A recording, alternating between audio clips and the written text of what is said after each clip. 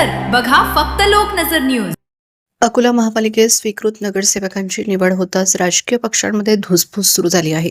काँग्रेसने स्वीकृत नगरसेवकांची नावे जाहीर केल्यानंतर अकोला काँग्रेसचे एकनिष्ठ कार्यकर्ते कपिल रावदेव यांनी काँग्रेस पक्षाच्या प्राथमिक सदस्यत्वासह त्यांच्या जवळील सर्व पदांचा राजीनामा दिला आहे।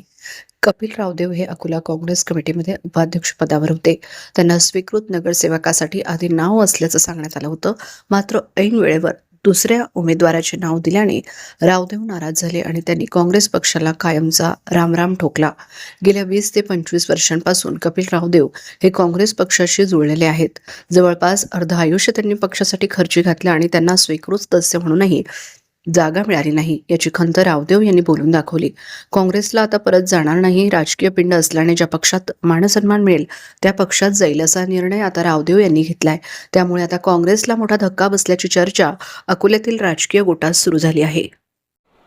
पक्षाचा राजीनामा द्यायचं कारण तसं म्हणजे असं आहे की स्वीकृत सदस्यासाठी माझं नाव 1 नंबरवर आहे असं मला सांगण्यात आलं होतं, पण ऐन वेळेवर नाव दुसरं आलं आणि इतक्या वर्षापासून जी पक्षाची मी सेवा करत होतो त्यामुळे थोडासा मला सेटबॅक बसला, त्यामुळे मी राजीनामा दिला।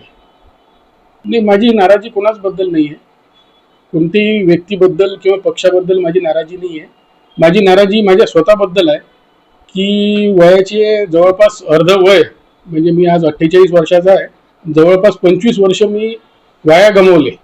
बस याबद्दल माझी स्वतःबद्दल नाराजी आहे, बाकी पक्षाबद्दल किंवा कोणत्याही नेत्याबद्दल माझी नाराजी नाही आहे।